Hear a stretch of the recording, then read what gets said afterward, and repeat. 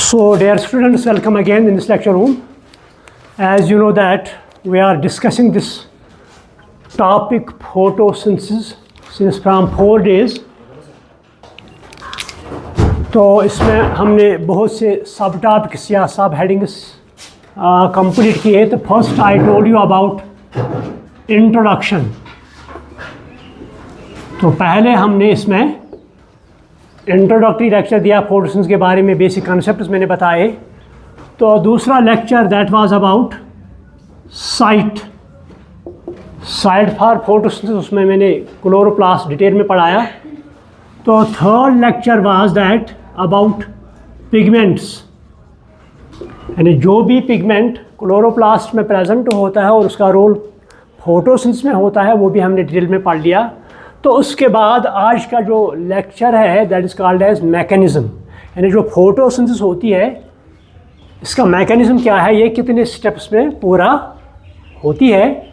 तो लिहाजा इसमें देखते हैं जो फोटोसिंथेसिस है यहाँ पर 2 स्टेप्स होते हैं या 2 स्टेप्स में कंप्लीट होती है. One is called as light reaction.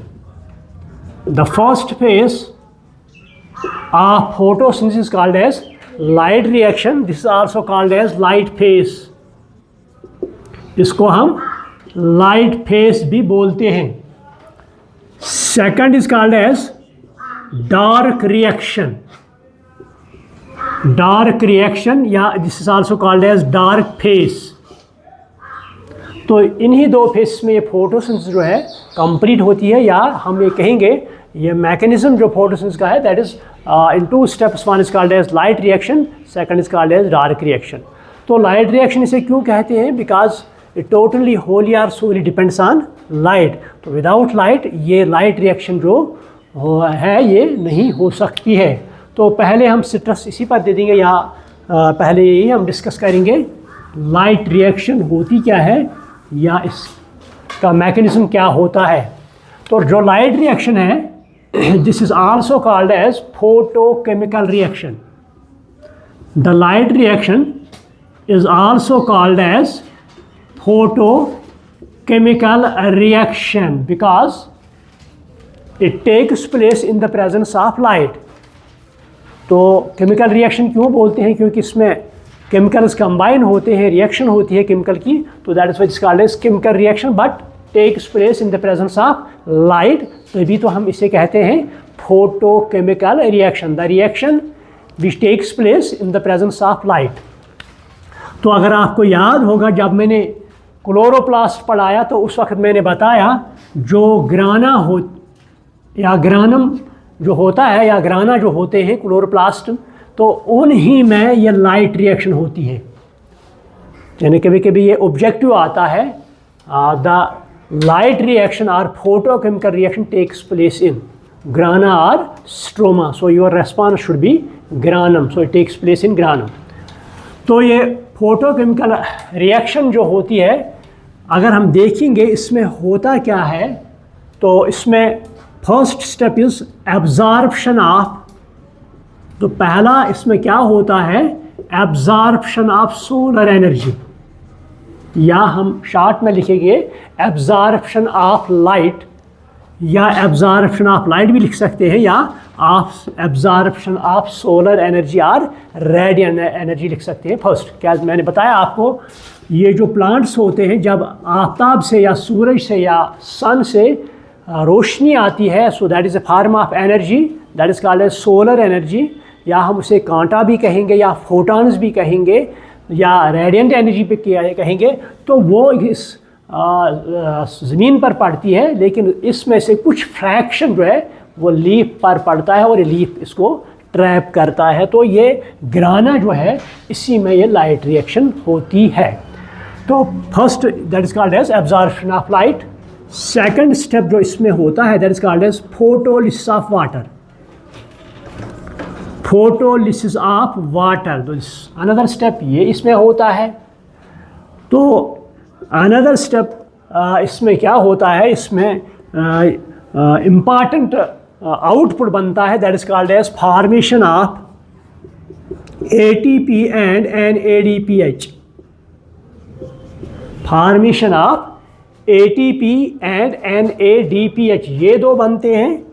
तो और एक आउटपुट इसमें आता है, that is called as evolution और रिलीज ऑफ ऑक्सीजन। हालांकि जब हम लिखते हैं इक्वेशन तो यहाँ पर हम लिखते हैं कार्बन डाइऑक्साइड एंड वाटर, ये क्या देते हैं C6H12O6 plus H2O plus O2। तो यहाँ पर first step is absorption of light, second is called as photolysis of water. तो पहले हम इस पर स्ट्रेस दे देंगे, ये एब्जॉर्प्शन ऑफ लाइट जो है ये किस तरह होता है या क्या होता है एब्जॉर्प्शन ऑफ लाइट। तो अगर आपको याद होगा तो जब मैंने पिगमेंट्स पढ़ाए तो उस वक्त मैंने बताया वहाँ पर बहुत से किस्म के पिगमेंट्स होते हैं, one is called as chlorophyll, है ना। जब मैंने पिगमेंट्स पढ़ाए तो उस वक्त मैंने कहा generally 3 types of pigments are there, one is called as chlorophyll, second is called as शाबाश carotenoids, third is called as phycobilins. So these are 3 types of pigments. तो उसमें मैंने बताया क्लोरोफिल जो होते हैं ये 7 टाइप्स के होते हैं। क्लोरोफिल A होता है, B होता है, C, D, E, bacterio chlorophyll etcetera.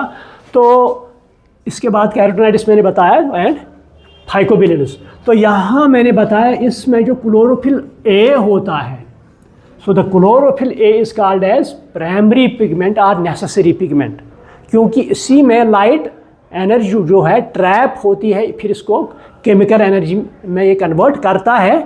तो बाकी जो है chlorophyll B, chlorophyll C, D, E and this phycobilins carotene they are called as accessory pigments. और ये आपको मैंने कल बताया ये क्लोरोफिल A जो है it is called as primary pigment और it's also called as necessary pigment. Necessary pigment कभी कभी एग्जाम में एज ऑब्जेक्ट भी आ सकता है। The chlorophyll A is called as primary pigment और नेसेसरी पिगमेंट। आपको पता है कि ये ग्राना जो है इसमें थाइलोकाइड होता है, तो थाइलोकाइड के अंदर जो कैविटी होती है जिसे इज कॉल्ड एज ल्यूमिन। ये आप लिखो ये point, the cavity inside the thylakoid, the cavity inside thylakoid is called as lumen. क्योंकि मेम्ब्रेन होता है, मेम्ब्रेन के अंदर जो थाइरोकाइड है इसके मेम्ब्रेन के अंदर जो कैविटी होती है या प्लेस होता है या स्पेस होती है that is called as lumen. तो इसी ल्यूमिन में ये पिगमेंट्स होते हैं, इसी ल्यूमिन में ये पिगमेंट्स होते हैं। तो यहाँ पर पिगमेंट्स कैसे होते हैं मैं यहाँ दिखाऊँ। मैंने कहा क्लोरोफिल A जो है ये प्राइमरी और नेसेसरी पिगमेंट होता है। तो इसी पर लाइट जो होती है ट्रैप होके फिर ये कन्वर्ट किस में, केमिकल एनर्जी में होती है। तो यहाँ पर जहाँ पर एक क्लोरोफिल A प्रेजेंट होता है उसको हम रिएक्शन सेंटर कहते हैं। इसको हम रिएक्शंस यानी आप इस तरह लिखो, the chlorophyll A forms, it forms a reaction centre. The chlorophyll A forms reaction centre. तो जो पिगमेंट्स होते हैं ये एक कॉम्प्लेक्स बनाते हैं। ये पिगमेंट्स एक्चुअली लाइट ट्रैप करते हैं, तो ये एक कॉम्प्लेक्स बनाते हैं। That complex is called as light harvesting, light harvesting complex. ये पॉइंट आप नोट कर लो, लाइट हार्वेस्टिंग कॉम्प्लेक्स HELHC। यानी इस तरह आप लिखो, the pigments in chloroplast where trapping of solar energy takes place. The pigments in chloroplast where trapping of solar energy takes place, they organize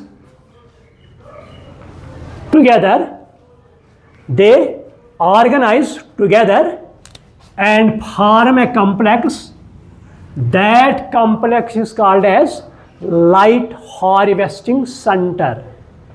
That is called as light harvesting center, that is also called as light harvesting complex. तो short में क्या लिखते हैं, LHC, light harvesting, यानी कि यहाँ पर light harvest होती है, यहाँ पर लाइट ट्रैप होती है, तो ये ट्रैप होने के बाद ये कन्वर्ट होती है किसमें, chemical energy, that is called as C6H12O6, जिसको हम केमिकल एनर्जी भी कहते हैं। So this called as light harvesting, क्योंकि ये ऑर्गेनाइज होते हैं, जमा होते हैं एक खास पैटर्न में। किस तरह यहाँ पर होते हैं, यहाँ मैं बताऊँ आपको। तो पहले आप ये लिखेंगे लाइट, ये आपने लिखा लाइट हार्वेस्टिंग कॉम्प्लेक्स। तो यहाँ पर क्लोरोफिल ए जो है ये सेंटर में आता है। इस लाइट हार्वेस्टिंग कॉम्प्लेक्स में क्या होता है, यहाँ पर क्लोरोफिल ए सेंटर में आता है, तो this is called as reaction centre, जो आपने लिखा है अभी, the chlorophyll A forms reaction centre. तो बाकी पिगमेंट्स जो हैं, chlorophyll B, chlorophyll C, chlorophyll D, E extra, as well as carotenoids and phycobilins, ये डिपेंड करता है कि स्पीशीज़ क्या हो। अगर एल्गी, रेड एल्गी होंगे वहाँ पर फाइकोएरिथ्रिन है, अगर ब्लू ग्रीन एल्गी होंगे तो वहाँ पर फाइकोसाइनिन है। इसी तरह कैरोटीन्स, ज़ैंथोफिल्स होते हैं, तो ये इसके इर्द गिर्द जमा होते हैं। किसके, क्लोरोफिल ए के। यहाँ मैं बनाऊँ, the other pigments they surround chlorophyll A, तो chlorophyll A singly forms reaction centre, यहाँ पे और कुछ नहीं होता है। So this is called as antenna, this structure is called as antenna. या फिर को when they organize the accessory, when they organize together it forms an antenna, इसको हम एंटेना कहते हैं।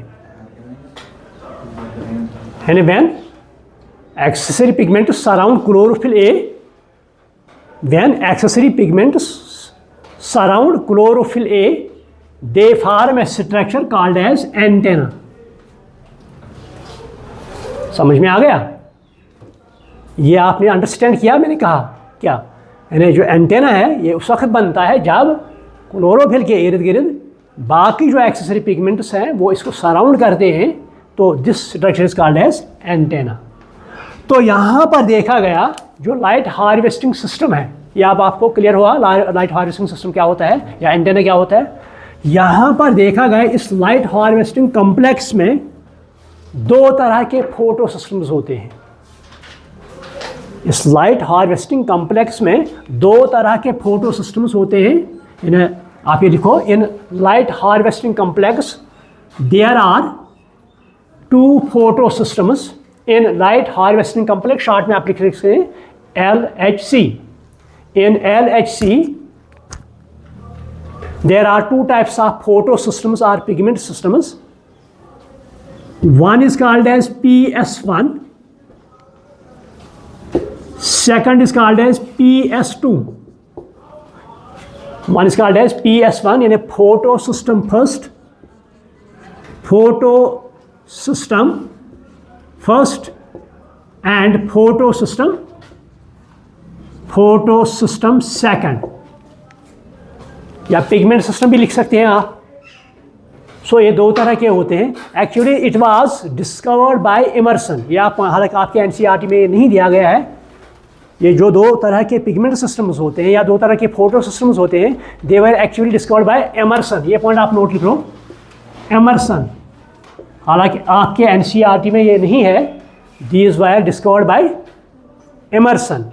तो यहाँ क्या है, यहाँ पर देखा गया जब फोटोसिंथेसिस होती है तो ये इसके दो फोटो रिएक्शन सेंटर्स होते हैं। यहाँ पर दो, there are two reaction centers in PS1। आप ये लिखो, इन PS1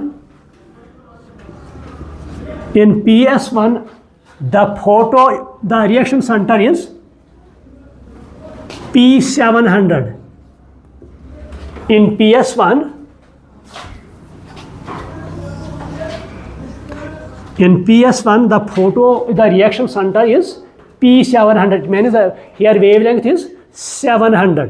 यहाँ पर जो जब लाइट ऊपर से इस प्लांट पर ट्रैप हुई तो ये थाइलोकाइड में गई, तो थाइलोकाइड में गई, वहाँ पर ये ट्रैप हुई कि कौन सी वेवलेंथ, 700 की wavelength.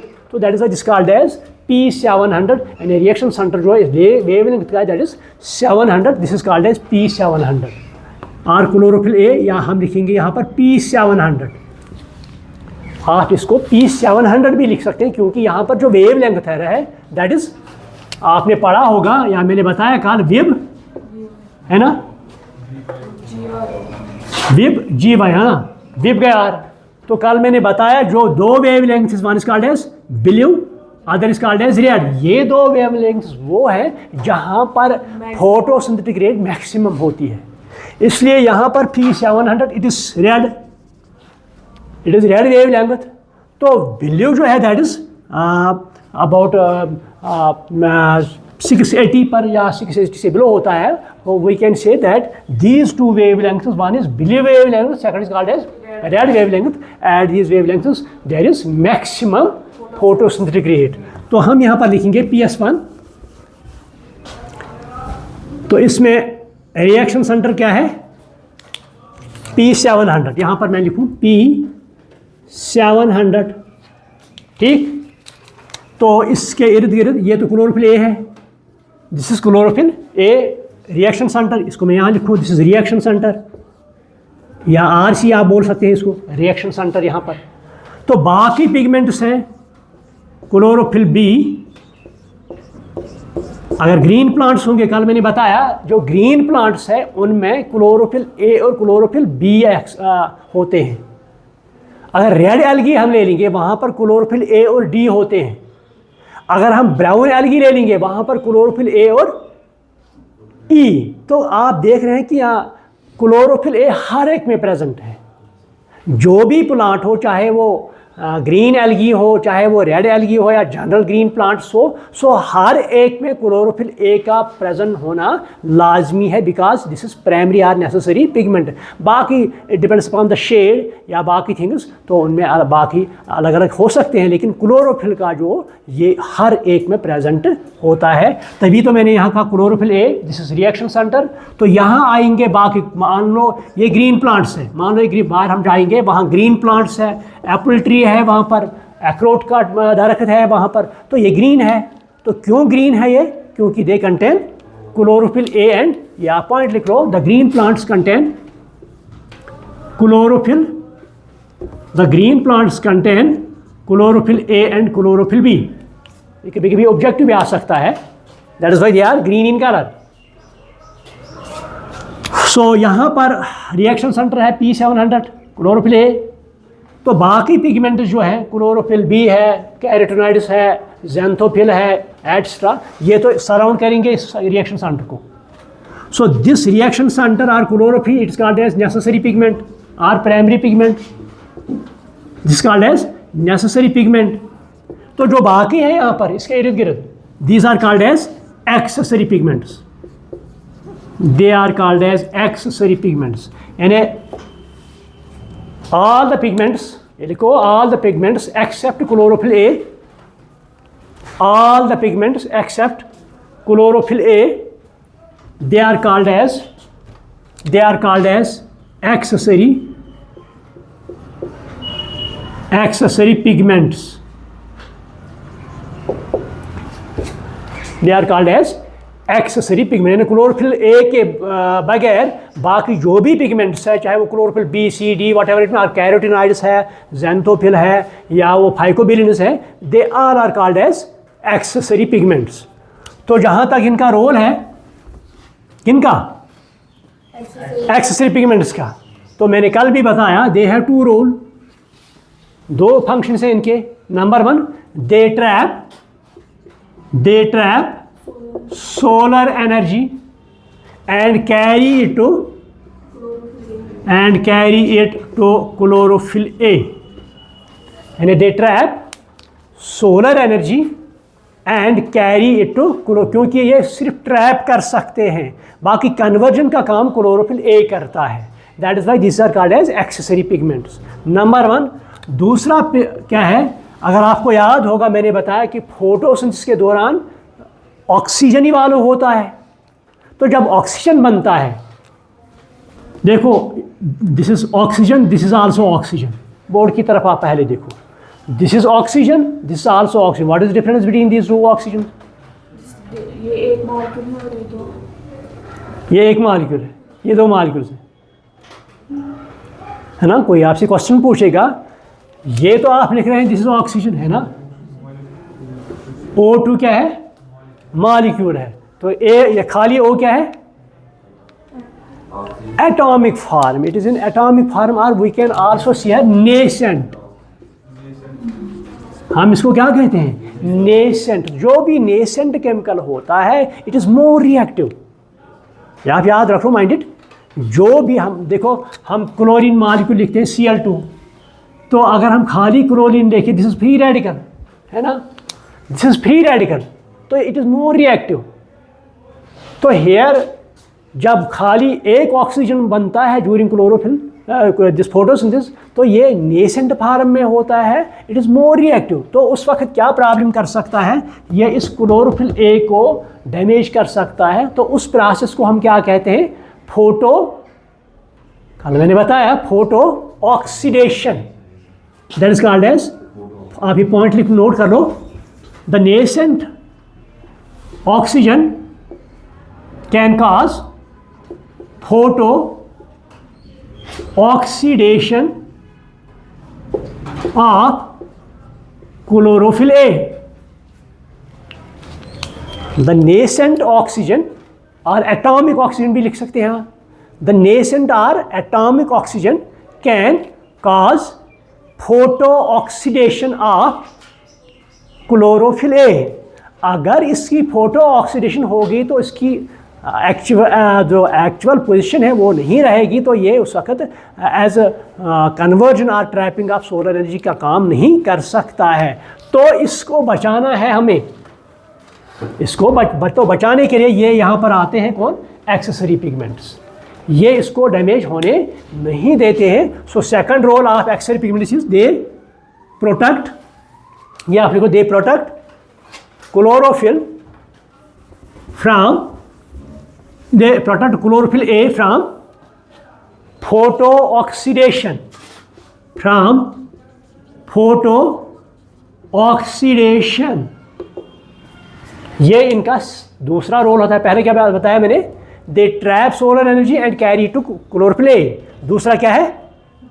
They protect chlorophyll A from photo oxidation. So यहाँ पर फोटो सेंटर क्या है? रिएक्शन सेंटर क्या है? P700. This is called as PS1. This is called as PS1. अगर PS2 की बात हम यहाँ करेंगे तो PS2 में क्या है? P680. यहाँ पर और एक वेवलेंथ है, तो वेवलेंथ के बराबर क्या इसके बराबर है? 680 के बराबर. So this chlorophyll A at the wavelength 680, यानी ये ट्रैप कर सकता है सोलर एनर्जी. तो बाकी आएंगे यहाँ से एक्सेसरी पिगमेंट्स, है ना. ये एंटेना बनाएंगे यहाँ पर. So this is called as PS2. This called as, कभी कभी आपको एग्जाम में आ सकता है, what do you mean by PS1 and PS2? What is difference between PS1 and PS2?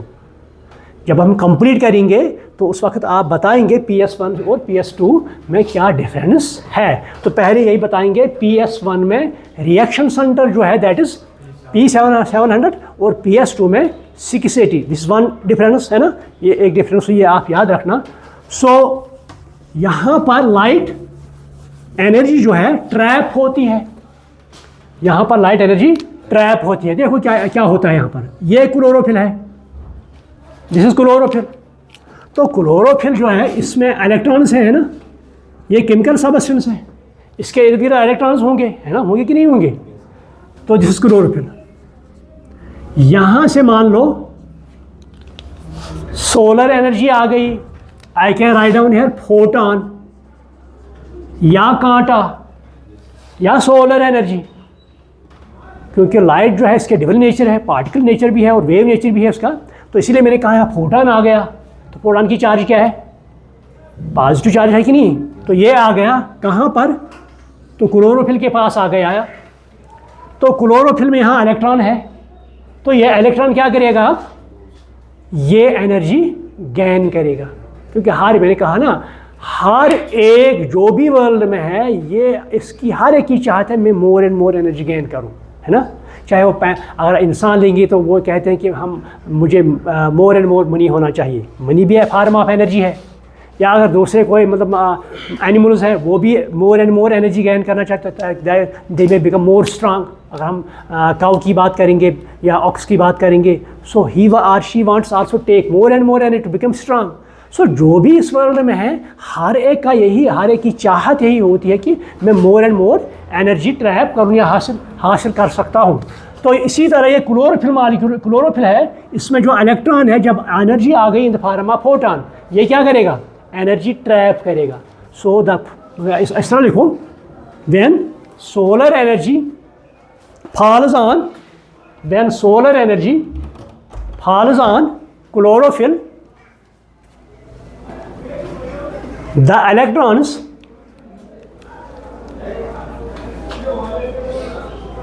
gain energy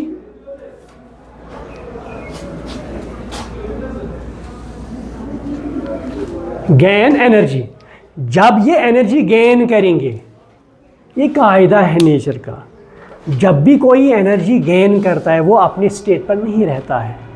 मान लो आप है यहाँ पर, जब आप कल किसी अच्छे ओहदे पर होंगे तो इस वक्त आपका मकान तो इतना अच्छा तो नहीं है, कल आपकी अच्छी खासी इनकम होगी तो पहले क्या बनाएंगे, आप अच्छा सा मकान बनाएंगे, तो उस स्टेट से आप बाहर निकलेंगे, इस स्टेट में आएंगे। आपकी गाड़ी नहीं है या छोटी गाड़ी है, आप बड़ी गाड़ी लाएंगे।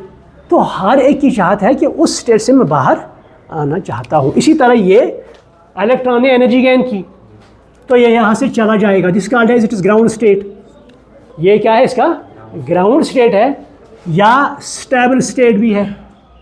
तो इस स्टेबल स्टेट से ये बाहर आएगा, कहाँ जाएगा, बाहर आएगा इस स्टेट पर, this called as excited state, this called as excited state. क्योंकि एक्साइट हुआ है ना, जब भी हम कोई काम अच्छा कर एक्साइट होते हैं तो ये भी बाहर आएगा, क्योंकि एनर्जी से बहुत गेन कर ली तो ये यहाँ आएगा। अब जाएगा कहाँ, अब तो यहाँ रुकने वाला नहीं है, क्योंकि जो एनर्जी उसने गेन की है उसको एक ही जगह पर, ये इसको रेस्टलेस बनाएगी, ये उसको रेस्टलेस बनाएगी, एक ही जगह इसको बैठने नहीं देगी। तो ये एनर्जी ये लूज़ करेगा। आना तो इसी पर है, इसको अपनी स्टेट पर ही आना है, लेकिन आएगा तब जब ये एनर्जी लूज़ करेगा, तो फिर अपने स्टेट पर आएगा। तो ये किस तरह आएगा, आते आते क्या कौन सा सफ़र करेगा, ये क्या किस तरह सफ़र करेगा, इस एनर्जी को ये क्या करेगा, तो वो हम कल पढ़ेंगे, कल के लेक्चर में। सो मेरे ख्याल में टाइम इज़ ओवर, क्लास का टाइम है, ओवर हुआ, तो कल हम इसको कैरी करेंगे। So this sufficient, thank you.